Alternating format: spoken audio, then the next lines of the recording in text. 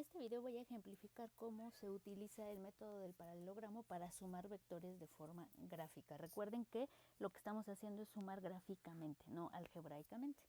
Entonces, ¿qué necesitamos? Pues necesitamos dos vectores. Aunque el método funciona para más de dos vectores, se tiene que ir haciendo de dos en dos. Es decir, tomo dos vectores, encuentro el resultado y si quiero volver a aplicar este método con un tercer vector, se puede, pero tengo que hacerlo siempre de dos en dos. Entonces, una condición importante para este método es que los vectores inicien en el mismo punto. Entonces, aquí vemos que está iniciando, los dos tienen su inicio en este punto de aquí.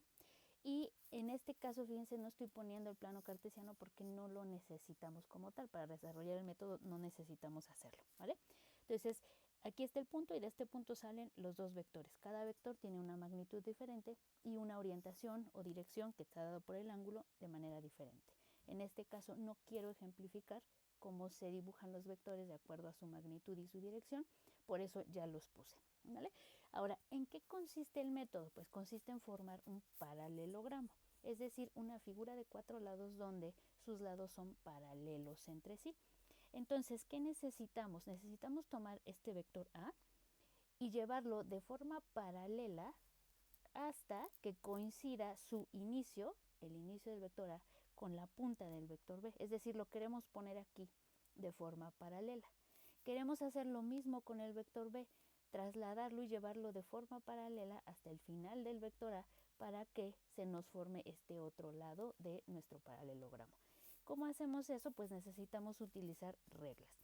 Entonces yo les dije que lo pueden hacer con una regla y con el transportador, también con escuadra y con regla, con lo que ustedes tengan a la mano, ¿vale? Yo lo voy a hacer con regla y transportador, pero mientras tengan al menos una de esas que tengan todos sus lados rectos, lo pueden hacer, ¿vale? Entonces, voy a empezar con el vector B. Entonces, fíjense que yo aquí tengo el vector B y mi intención es trasladarlo de forma paralela hasta el final del vector A. Entonces, ¿qué voy a hacer? Voy a colocar la regla de forma que el lado de esta regla paralela al vector, es decir, que coincidan. Y ahora lo que voy a hacer es llevarlo. Entonces necesito que esta escuadra se traslade de esta forma. ¿Cómo le voy a hacer? Pues voy a poner sobre este espacio, ¿no? Por ejemplo, aquí voy a poner mi transportador. Podrían poner otra regla y no pasa nada, ¿sale? Entonces lo que estoy haciendo es fijar con este transportador un camino por el que yo pueda deslizar la escuadra. Y ahora sí, voy a mover la escuadra, ¿no? De forma que llegue hasta el extremo del vector A. Quito el transportador y entonces fíjense que aquí ya puedo yo trazar una línea paralela, ¿vale? Lo voy a trazar, no importa ahorita si queda más grande. Entonces, cuando quite yo la escuadra, fíjense que ya tenemos una línea completamente paralela, que es esta. Es paralela a B, pero observen que no tiene el mismo tamaño. Nosotros necesitamos que tenga el mismo tamaño. Entonces, ¿qué podemos hacer? Podemos medir este vector B y asegurarnos de que esta línea tenga exactamente la misma medida. O podemos hacer lo siguiente. Nosotros en clase lo que hicimos fue medir el vector B y poner la misma distancia aquí. ¿Qué vamos a hacer ahora? Vamos a pasar este vector A de forma paralela hasta el extremo de B. ¿Cómo lo hacemos? Pues en la misma forma. Fíjense, yo tengo aquí, por ejemplo, esta escuadra y entonces estoy haciendo que el lado de uno de los lados de la escuadra coincida con el vector A. Entonces ahora lo que quiero es mover esta escuadra de forma paralela hacia acá, hacia el extremo de B. Entonces voy a poner primero la escuadra y después, con ayuda de mi transportador o de otra regla, lo que ustedes tengan a la mano, voy a fijar, les decía, el camino que va a seguir mi escuadra. Entonces pongo bien firme y empiezo a mover la escuadra hasta que llega. Fíjense, aquí si se nos mueve la escuadra no pasa nada porque el transportador está bien firme. Entonces hasta que llega a el final de el vector B y vuelvo a trazar esta línea que es paralela.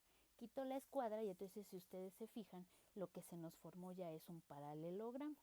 Esta distancia de aquí coincide con esta distancia de acá. Ustedes lo pueden medir y van a comprobar que sí. Esta de aquí coincide con esta de acá. Lo que hicimos fue trasladar los vectores, por ejemplo el vector A hasta el final de B y el vector B hasta el final de A. Con eso tenemos nuestro paralelogramo y entonces solo nos falta definir quién es el vector resultado. Recuerden que la suma de vectores no es algebraica, es decir, no sumo la magnitud de A con la magnitud de B, sino que es geométrica. Tengo que hacer este procedimiento para encontrar el vector resultante. ¿Quién es el vector resultante? Pues va a ser un vector que va desde el inicio de los dos vectores hasta el punto en el que se cruzaron estas dos líneas paralelas que obtuvimos al trasladar los vectores.